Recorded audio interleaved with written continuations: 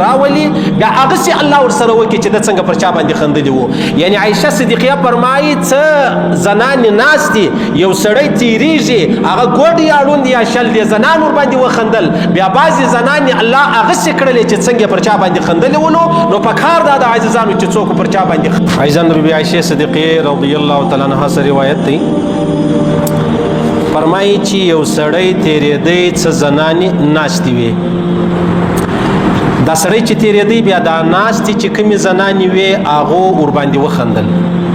کېدلی سي هغه یا به ړوند و یا به شل و یا به ګوډ و چې ورباندې وخندل بی عایشه صدیقیه فرمایي الله پاک بیا په دې زنانو کې بعضې زنانې هغه رقم کړلې چې پر چا باندې خندلې وو.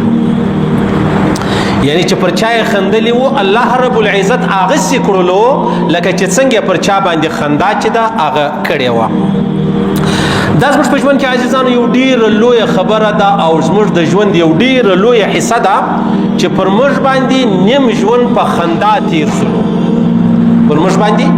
نیم ژوند چې دی هغه په خندا تیر سو او خندا هم زه پر تا خاندم او ته پر ما خاندې. دغه خندا چې ده دا ډېره تاواني ده او دا ډېره نقصاني ده. بی عایشه صدیقیه فرمایي امام بخاري روایت را نقل کړی دی و یو سړی تیرېدی یا به ګوډ یا به ړوند یا به شل یا به بل بل بل نو زنانې ناستې وې په هغو زنانو کې څه زنان ورباندې وخندل چې وخندل بیا الله پاک چې کوم چا باندې دی خندلي وو سم یې که ورور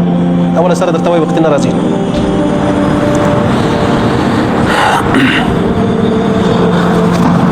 خبره داسې ده عزیزانو چې دا چې ترتیب نه برابر سخت مخوا بدېږي.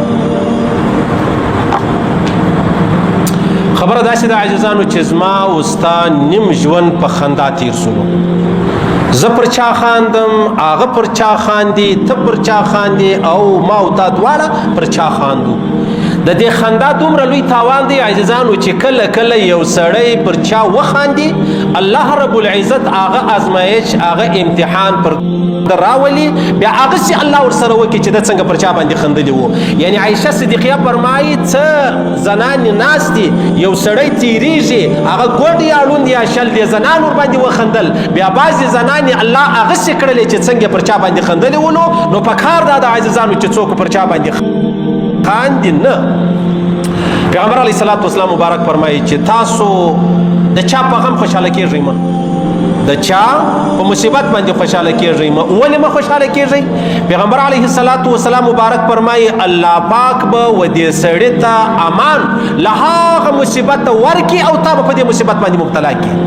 دا کوم څوک چې د چا په غم خوشحاله کیږي دا غم خو الله راوستلی دی پر دا زما ستا یقین دی نو چې الله پاک دا غم پر ده راوستلی دی هغه الله به له ده دا غم لرې کړي او بیا به چې ما او تا په ده خندلي دي یا ما او تا خوشحاله سوي یو الله پاک به ما او تا د هغه غم سره مخامخ کړي. نو په دې وجه بی عایشه صدیقیه فرمایي څه زنانې داسې وې چې هغو پر چا باندې وخندل بیا هغه زنانې داسې سولې چې پر چا یې خندلې وې الله پاک هغه سي ژوند پر دوی باندې راوستی. هغه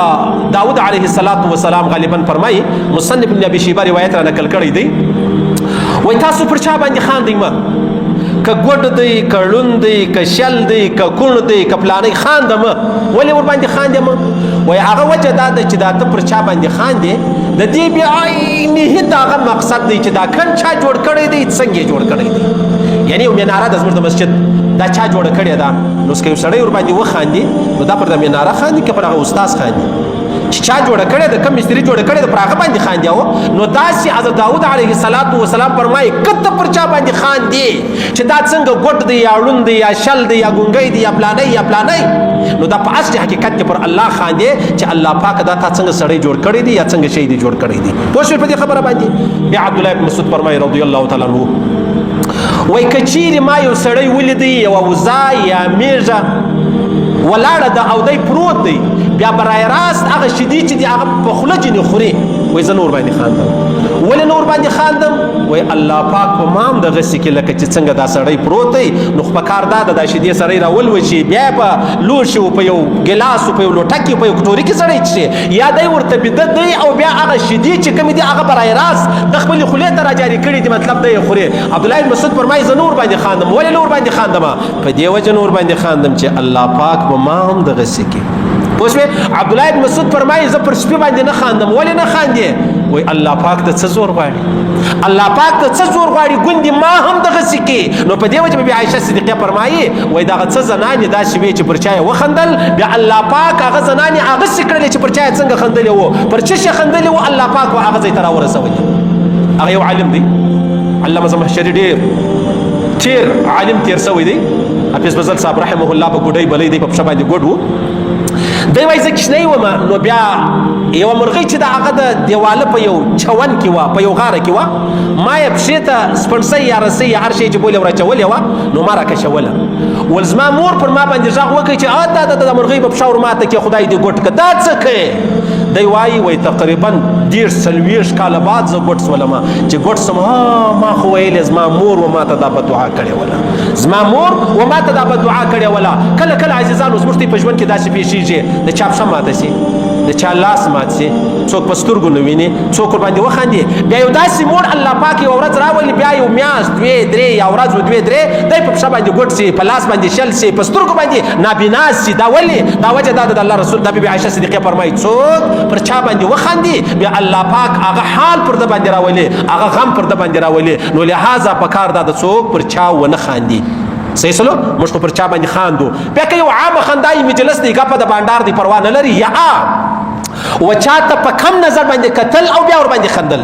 یا چاته په ناقص نظر سره قتل دا و یار دا څنګه ته غوږونه ګوره ته پښې ګوره ته لاسونه ګوره اسانه خبره د بی عایشه صدیقه فرمایي دې ښځو څه وکړلو پر یو سړي وخندل الله پاک په دې ښځو کې بیا څه شي داسې کړې چې پر چا څنګه خندلې وو هغسې الله رب العزت پر سره وکړلو صحیح سلو خندا مفت نه ده چې زه پر تا وخاندم ته پر ما وخاندې صحیح سلو دا الله پاک ما تا ته ژوند راکړی دی نو دا ژوند دا معنی ته پر چا باندې خانده یا زه هم دا حق نه لرم ته هم دا حق نه لري او بیا په دې کې لویه خبره دا د پیغمبر علیه الصلاة والسلام مبارک بچ د چا سره مسخره کړې وه د چا سره مسخره کړې وه بیا ورته ویل ته به ما ته معافي کوې ته به ما ته معافي کوې ما له تا سره مطلب داسې وکړو یا داسې وکړلو بیا په هغه یو صحابي راغلی پیغمبر علیه السلام چې ویل تا زه یو ورځ پر د ملا باندې ووهلم پیغمبر علیه الصلاة والسلام په مسخرو کې پر د ملا باندې مطلب یا لاس ور یا غمچنه ورسره یا هر څه چې ورسره ولو پیغمبر علیه السلام مبارک پر دواړو سترګو بالکل ته له ما د خپل حق غوښتلی سې انتقام اخیستلی سې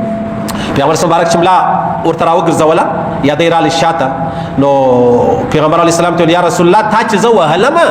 زما ملا لڅوله شی نه ور باندې و ستا پر ملا باندې ستا قمیص مبارک دی نو دا به لرې کوي پیغمبر مبارک قمیص مبارک راپورته کوي چې راپورته کوي دا صحابي راولاړ پیغمبر مبارک پر هغه ځای باندې مچه کوي ول یا رسول الله زما انتقام دغه ولو پوس ولې چې جناب نبی کریم مبارک صلی الله علیه وسلم په دې خبرو باندې یعنی ځان عیبجن نه بلی چې یاره دا نو زما دپاره څنګه خبره ده زه به څنګه یو صحابي ته د خپل ملا ورښکاره کوم یا خپل شاه ول راګرځوم چې ته ونسله ما انتقام واخلي یا د الله دربار ډېر زورور دربار دی په هغه دربار کې هر سړی محمد رسول الله هم په ژړا دی حضرت آدم علیه الصلاة والسلام هم په ژړا دی نو په دې وجه بی عایشه صدیقه فرمایي څه زنانې ناستې او بیا په هغو کې څه زنانو پر چا وخندل بیا الله پاک هغه شي کړلې چې څنګه خندا چې د هغه یې کړې وله څنګه خندلې و الله پاک د دې سره هم هغه چې دي هغه وکړلو دا وس ور پورته کړه